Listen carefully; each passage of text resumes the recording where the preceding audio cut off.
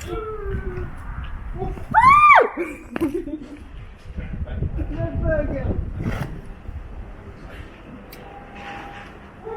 was a test ride of a custom built bike.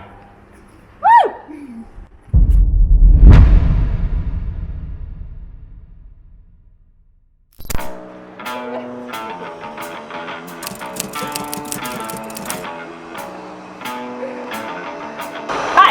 Hello. It was my vlog today.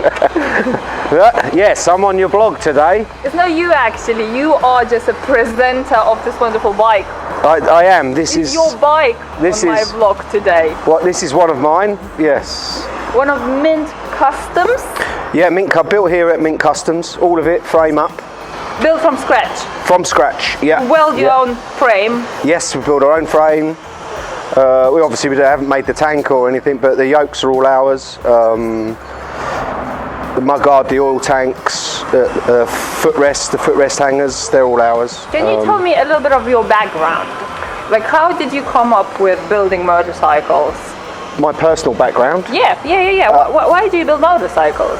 I've been a bike mechanic all my life, and from very early on, nobody actually produced a bike that I liked all of.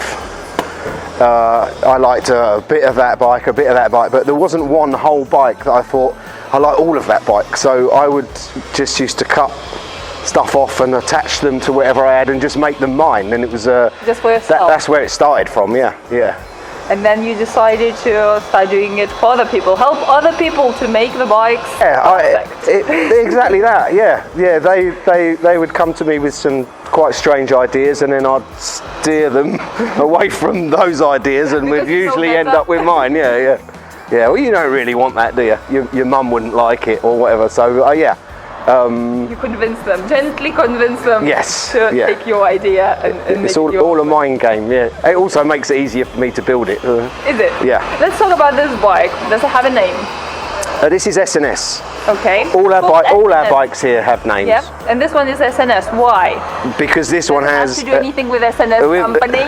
Yeah, of course it does. Yeah, we've used a full S&S Sportster engine in this crank. It's got Andrews cams in it, but everything else is S&S.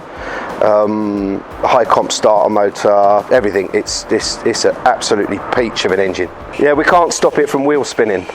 Really? It just wants to wheel spin everywhere. Yeah, so incredible. It's a cool bike.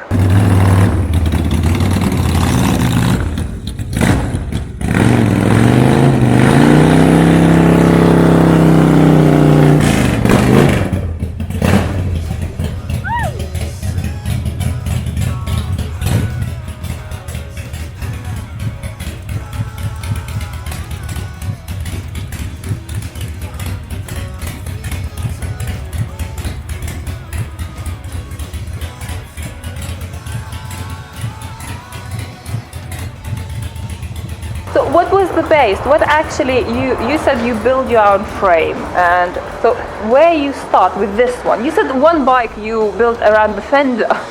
Yeah, I had a really cool front mudguard, and it was a Ducati that we built, but it was just to run this front mudguard. I was like, that's awesome. So what was the start of this one? This bike was purely the engine. Yes, so you had an engine. Yeah, no, I bought a whole bike. I bought a whole bike. It came in, I'm not 100% sure whether the guy knew what he had, but it was a donor bike. I needed another donor for another build. I'd already started building the frame for a solid mount engine, and I got offered this bike. He rolled it into the workshop. He wanted a certain amount of money for it, and as he rolled it in the workshop, I clocked that it had S&S heads on it. And I was like, I'll have it. That's fine. Off you go, pay the man and go. Off he went. I pulled the motor out, basically chucked the rest of it away, and built this frame was pretty much built. So this motor was destined for this frame. You built an entire bike, designed an entire bike based on that engine that you liked. Yeah. We were going to call it the MINT Limbo because of how low it is. You probably would, on a good tight twister, you'd probably scrape the pegs a bit, but because she is really low, which is why we nicknamed it the MINT Limbo all the way through the build. But yeah, how low can you go, MINT Limbo? And then you changed it to S&S. It's S&S. It's a lot easier to say for a start. I'm not 100% sure if I can spell limbo. Okay, you had an engine. Frame comes next. And Yeah. then you store spars, or you just look what you have on your shelves, or on That your is it. endless shelves. Yeah. You think, oh, that might fit to this. Well, you've seen our shelves. There's if just it doesn't fit, then stuff. we'll adjust it. Yeah, Yeah. it's stuffed with everything. Originally, we were going to use a Springer front end. We only use Springers from a company called Dragon Soul, a guy called Alex Serrada. I actually think they're the best Springers that are available, but we were going to go with a Springer front end in this until we decided that, well, I decided slab yokes, shave the forks of the mudguard mounts, and a good engineer friend of ours called Craig actually machined the MINT Customs into the top of the yoke and that for us, which is really cool. So we went kind of slabby, but it evolved. It evolves with what wheels I've got on the shelf, what wheels I've managed to buy off eBay. What my eBay account is mad with the stuff that I'm watching there. There's some really weird stuff in there. You always watch. Yeah. So that all depends. And the Brembo Brakes were surplus from another build that we did last year, a Ducati that we did last year. It's not only has a MINT engine, but also good brakes. That's got it's very unusual for a Sportster. Yeah. And memory foam in this leather seat. Yeah. On your leather spring seat. What a luxury to have a memory foam in your spring seat. It's practically a tourer. Yeah. Practically a touring bike. Yeah. So what would you call it? A bobber? This is a bobber. Yeah. There's a fine line between bobber, chopper. Yes. And chopper, obviously, but I would call this a bobber. The two main things that define a bobber is the fact that it has been completely bobbed of everything. To bob a motorcycle is to cut everything off of it, and then the look of it, either you have a set of apes for a bobber, or you go. Yeah, and also the fat tyre, the fat front. Yeah, the two matching front wheels. Yeah, the skinny front wheel would define it as a bobber chopper. I would assume, but yeah, no, she's a bobber. What is your favourite thing on this bike? My oil light. I put an oil light in the end of a bullet there, so if you turn the ignition on, there's my oil light there, see? Oh, you did it yourself? Yeah. All the controls. All the controls are all mine. The whole wiring loom is all built here. Yeah, I build all my own wiring loom. I don't trust anything that Harley does on the wiring front, so this is all my wiring loom. I've put the horn in the end of the handlebar. It's not connected because it's annoying, because every time I move it I hit I put the horn in the end there, and the oil light's tucked in the end of that bullet casing, which I just found in a field. I found all these in a field. You want to know a secret? Okay, tell me a secret. Hasn't been on the road yet. Really? No. It hasn't been on the road? This is as far as it's been out. Oh my god. That was about 4th or 5th fire up that you did. Oh my god. It's not. We haven't been out there yet.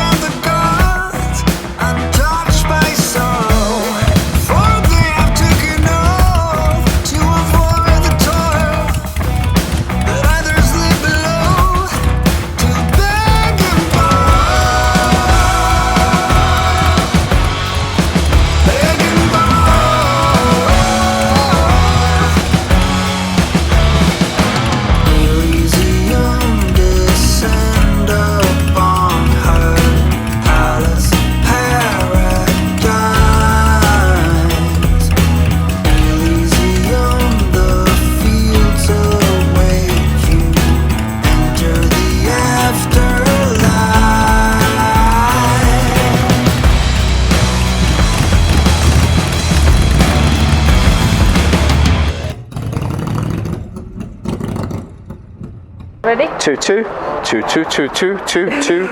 This one is working. That's still alive. So now it's a finished build, isn't it? It's a finished build, yes. We have to be serious. It's like serious vlog here. Yes.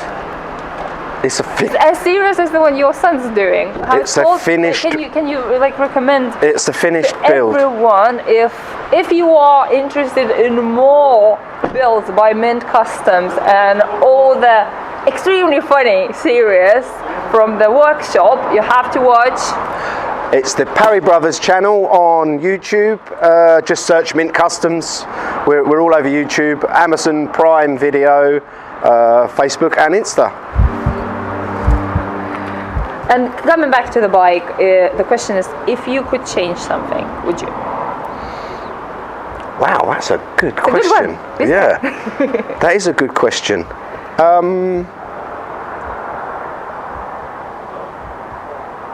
No. No, you like it as it is. Yeah. Does it happen to you sometimes that you finish the bike Oh. after a while you want to change something? I've cut a frame. I've built a bike into mock prior to going to powder coat. Wasn't happy with the way it was sitting. It was actually the same frame as this, but built it in the same jig setup. Wasn't happy with how low it was. I cut it in half, and but it was practically to this stage prior to paint and powder coat. It was full mock-up, and I just sat back with our little chairs in there. We call them the thinking chairs, because you sit and hours, You look, hours, really? yeah, and stare, and I'm like, I don't like it. I'm cutting it up. So we pulled the motor out, put it back on the jig, cut it in half, lifted it all back up, welded it all back together again. Built it and it went. Do you look for inspiration at all, or you just look at the bike and like in your thinking chair, and that's how your whole design process happens? Yeah, that's exactly how it happens. Nothing is preempted. I've got a good friend called Stephen Hill that does a little render. If I've got an idea, I'll really roughly draw it and send him a picture of a donor or a frame I want to use or whatever, and I'll send it to him and he'll ping me the picture. And it'll be somewhere near what's in my head, but it never ends up looking like that at the end. During constantly the process, like evolving. What you had in the first, in the head first, then during the process you keep changing your mind and all the coming time. up with new things. This was black, orange, and cream all the way through. Really? Yeah, it was full Harley, black, orange, cream, right until the deadline. And Bully, our painter, came in. I said, right, the tins are ready, because I had to wait for I made the oil tank out of an old fire extinguisher. It's aluminium. Oh my god! So I'd run out of argon gas, and I had to finish TIG welding the tank up. But when he eventually arrived, he walked through the door and he said, all right, I've got the black, I've got the orange, I'm just waiting for the cream. It's like an off-white cream for Harley. And I said, I've changed my mind. I want blue flames. And he's like, oh. And I said, I want it dark blue flames. And he's like, oh, right, off he went.